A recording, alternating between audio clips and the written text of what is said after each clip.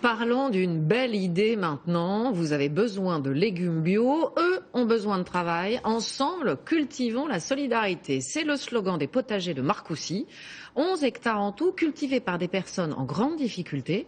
Le chantier de réinsertion fait ses preuves depuis 15 ans maintenant. 60% des hommes ou des femmes qui y sont passés ont retrouvé un emploi durable. Yves Ginca, Hervé Poteau. La terre est encore gelée et déjà ils sont au travail. Pas évident pour ces apprentis jardiniers. Tous étaient au chômage avec des parcours chaotiques. Aujourd'hui, cette association leur donne une deuxième chance. Ils sont salariés en insertion. Quand c'est petit comme ça, laisse tomber. Tu prends que les belles.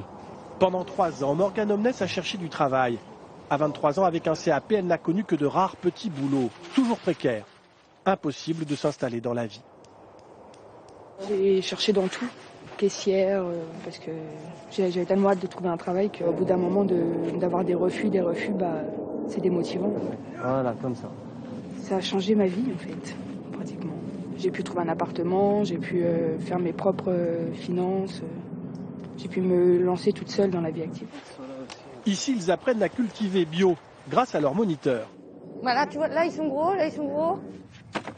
Des maraîchers professionnels comme Hélène Daillet. J'aime trop celui-là, il est gros celui-là. En arrivant, certains touchaient le RSA, d'autres n'avaient aucun revenu. Maintenant, ils doivent respecter horaires et consignes. Tu le tiens comme ça, c'est plus facile, tu fais comme à la maison quoi. Il faut être très patient, il faut réexpliquer. Parfois ça rend un peu fou aussi, parce que moi j'irai 2 fois plus vite et eux ils sont 5 et ça n'avance pas. Mais bon, voilà, c'est de la réinsertion, alors on s'adapte. Les salariés travaillent 26 heures par semaine pour 850 € net par mois. Un contrat d'1 an et demi.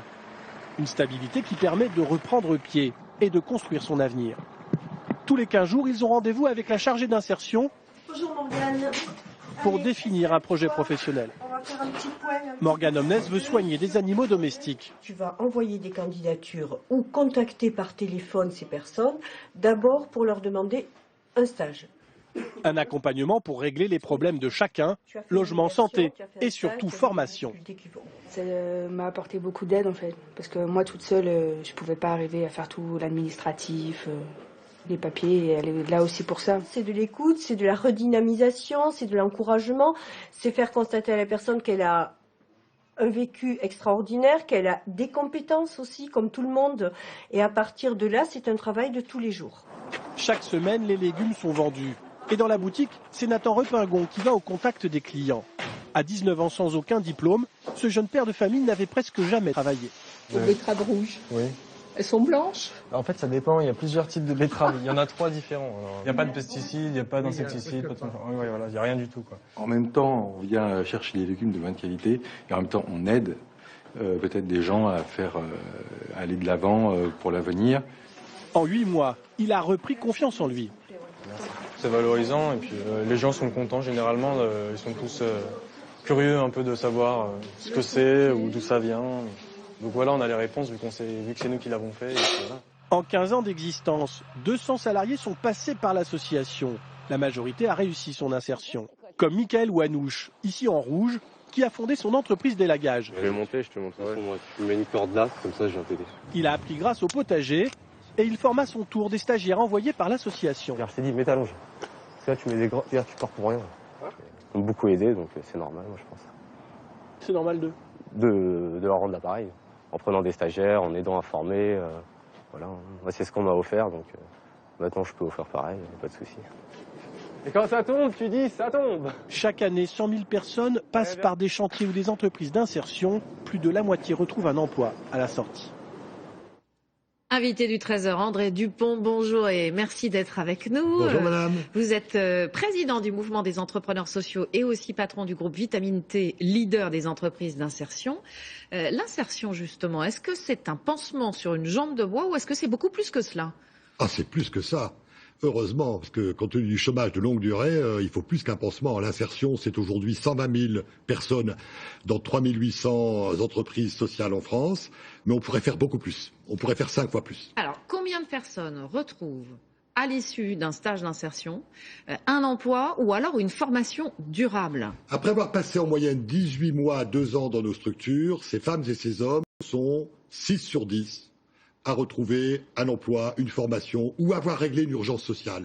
Parce que souvent, c'est la difficulté sociale qui empêche de se mobiliser sur un emploi et une formation. Donc ça veut dire que c'est très efficace. Mais c'est très efficace, objectivement. Même les pouvoirs publics le reconnaissent, ce qui est assez rare pour être souligné. Alors vous en parliez, on l'a vu dans le reportage, il faut remettre le pied à l'étrier à ces chômeurs de longue durée et ça ne passe pas que par l'emploi manifestement. Loin s'en faut et c'est probablement d'ailleurs l'ADN des entreprises d'insertion comme le très beau reportage qu'on a vu tout à l'heure. En fait, notre magie à nous, c'est de prendre la personne comme elle est. Et au moment où elle arrive dans ma structure, comme à Vitamine T dans le Nord, c'est qu'à la fois on prend en compte ses difficultés sociales, elle va poser son sac à dos qui est très chargé. On va, dans l'intimité de la relation avec elle, l'aider à régler ses problèmes de logement, de santé, de confiance en elle et en même temps lui permettre d'acquérir les compétences et les aptitudes que les entreprises attendent d'elle. Et ça ne marche que comme ça. Ça ne marche que comme ça, madame. Et plus le chômage est de masse et d'exclusion, et plus les réponses doivent être individuelles. Il faut prendre les gens comme ils sont. Parce que derrière les statistiques, il y a d'abord des drames humains. Et chaque personne est unique dans les réponses qu'on doit lui apporter. Alors c'est intéressant parce qu'on l'a entendu en vous écoutant parler, vous avez un poids social très fort manifestement, mais vous avez aussi un poids économique. Oui, parce que ce sont des entreprises comme des entreprises, j'allais dire traditionnelles, sauf que nous avons décidé de tout consacrer à notre objet social. Donc nous combinons l'efficacité économique et l'intérêt général. Et ça fait à peu près 2 milliards d'euros, ces structures, dans le produit national brut. Est-ce que c'est plus intéressant, j'allais dire, pour l'État de subventionner des entreprises d'insertion comme les vôtres que de payer du chômage de longue durée, du RSA, des allocations comme celle-ci? Bien entendu. Et du coup, est-ce que vous avez le sentiment que l'État fait assez pour vous encourager, pour vous aider? L'État fait tout ce qu'il peut, avec les moyens qui sont les siens aujourd'hui et ceux des collectivités qui sont des moyens qui sont contraints. Mais quand il va nous aider à accueillir ces personnes dans nos structures, il va immédiatement, pour 1 euro versé, récupérer 2,5 € en moyenne, compte tenu que ce sont des vraies entreprises sociales. Merci à vous, André Dupont, d'être venu sur le plateau du Trésor de France 2.